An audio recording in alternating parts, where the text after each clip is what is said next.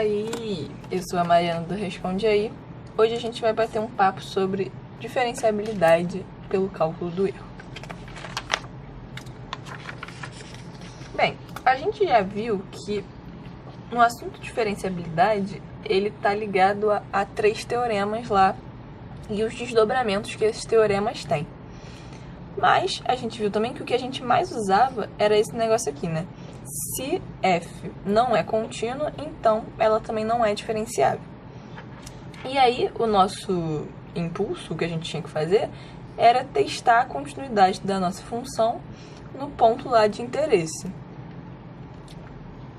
E aí, testando a continuidade da função, a ideia, na verdade, era mostrar que o limite não existia, porque aí a função não seria contínua, e não sendo contínua, ela não pode ser diferenciável. Beleza. Mas o que acontece quando a nossa função for contínua? Quando a gente for testar a continuidade da função no ponto lá de interesse, que a gente quer saber se é diferenciável, e aí a gente descobre que a função é contínua. Como é que a gente faz? Nesse caso, a gente vai precisar provar que um certo limite é igual a zero. Tá, beleza. Mas que certo limite é esse? Esse é o momento que eu preciso te avisar para respirar fundo, beber um copo d'água, se acalmar, porque pode ser um pouco assustador. Tá preparado? Então vamos lá. A gente tem que provar que esse limitezinho aqui é igual a zero.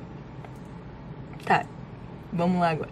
Eu sei que ele parece assustador, mas na verdade é só a gente substituir aqui os valores e resolver um limite. Que resolver limite, a gente resolve o limite toda hora. Então, no fundo, não é tão ruim assim.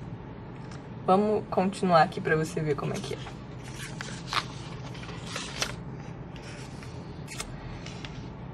Vamos descobrir se essa função f aqui é diferenciável no ponto 0, 0. A primeira coisa que a gente tem que fazer é testar a continuidade da função nesse ponto 0, 0 aqui. Para testar a continuidade, a gente sabe que o limite da função, quando x, y tende a 0, 0, tem que ser igual à definição da função no ponto 0, 0. Se a gente for resolver esse limite aqui, a gente vai ver que ele vai dar zero, e zero é exatamente a função no ponto 0, 0. Então, a nossa função é, de fato, contínua nesse ponto. Então, a gente não pode usar aquele artifício que a gente estava acostumado a usar. A gente vai precisar provar que aquele limitezinho aqui bonito é igual a zero. Então, vamos lá. O segundo passo, então, vai ser, infelizmente, testar aquele limitão.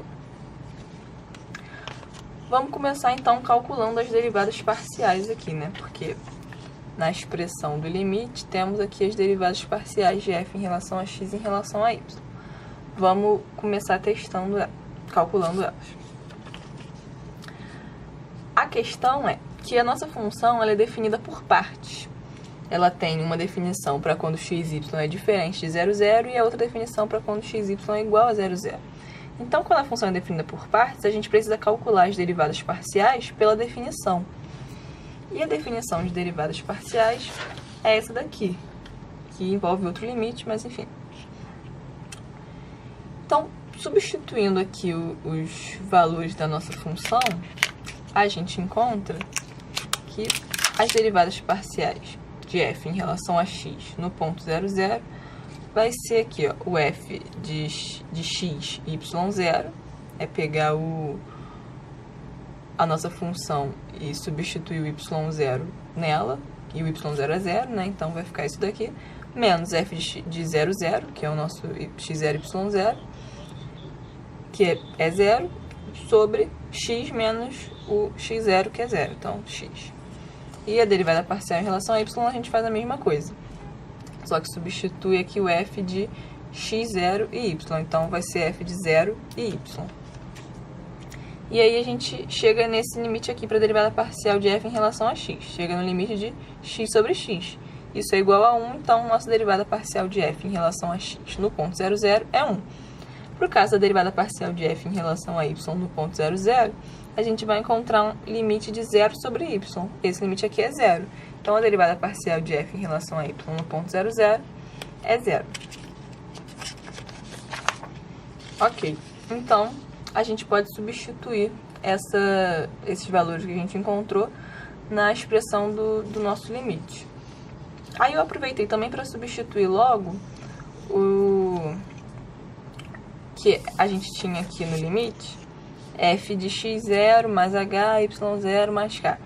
E f de x0, y0. Aí eu já botei logo que o x0 e o y0 são zeros, então fica f de h e k. E o f de 0, 0 a gente sabe que é 0. E aí peguei a derivada parcial de f em relação a x, que deu 1, que a gente calculou ali atrás. Derivada parcial de f em relação a y, que deu 0. E aí substituí aqui. Fazendo então ali a substituição na função de h e k, a gente chega nisso daqui. E aí, para resolver isso daqui, a gente pode fazer o MMC disso daqui e resolver arrumar melhor essa expressão aqui no numerador. E aí, fazendo isso, a gente chega nisso daqui, nessa expressão aqui que o nosso limite vai ficar. Que também não é uma expressão nada bonita, né? Então, a gente passou daquela expressão zona gigantesca aqui, feia, para uma outra expressão feia, mas a gente precisa resolver isso. Só que tá, como é que a gente vai fazer para resolver esse negócio? Ele é bem feio, né? Se ele é bem feio, então a ideia é a gente provar que ele não existe, porque acho que fica mais fácil. Então, vamos tentar provar que esse limite não existe. Para fazer isso, a gente testa caminhos diferentes. Vamos começar aqui pelo caminho h igual a k. Eu peguei o h e substituí o k e substituí como h naquela expressão anterior de limite que a gente achou. Então, só fazendo aqui multiplicação e tal, eu chego nessa expressão aqui, simplificações, eu chego nessa expressão aqui. Tá, mas aqui a gente tem que tomar muito cuidado. A gente tem raiz de h ao quadrado. Raiz de h ao quadrado é igual a módulo de h. E módulo de h, ele pode ser mais h ou menos h, dependendo se o h vai tender a zero positivamente ou negativamente. Então, aqui a gente tem dois caminhos para calcular o nosso limite, que é quando o h tende a zero positivamente, e aí a gente vai pegar esse raiz de h ao quadrado e substituir por mais h, e quando o h tende a zero negativamente, a gente vai pegar esse raiz de h ao quadrado e substituir por menos h. E aí eu fiz isso aqui, né? Peguei o nosso limite, quando o h tende a zero positivamente, eu substitui mais h, quando tende a zero negativamente, eu substitui menos h. Então, resolvendo aqui esses dois limites, a gente chega, que aqui eu posso simplificar aqui, né? Então, a gente vai ficar com menos 1 sobre 2 raiz de 2, para esse primeiro limite. No segundo limite, eu posso também simplificar aqui, menos h com menos h, e a gente vai ficar com mais 1 sobre 2 raiz de 2. Então, veja só, a gente encontrou, por dois caminhos diferentes, dois valores diferentes. Então, a gente pode concluir que o nosso limite não existe, que era aquilo que a gente queria provar mesmo, né? Que o limite não existia, porque ele era feio. E, então, se esse limite não existe, ele também não pode ser igual a zero, né? Porque ele não existe. Se ele não é igual a zero, significa que este limite aqui, que a gente queria que fosse igual a zero para ser diferenciável, não é igual a zero. Se ele não é igual a zero, então a nossa função não é diferenciável no ponto 0, 0. Beleza? Eu sei que é chato, mas a gente tem que lidar com isso na vida, não é mesmo? Então é isso, galera. Esse vídeo te ajudou? Responde aí.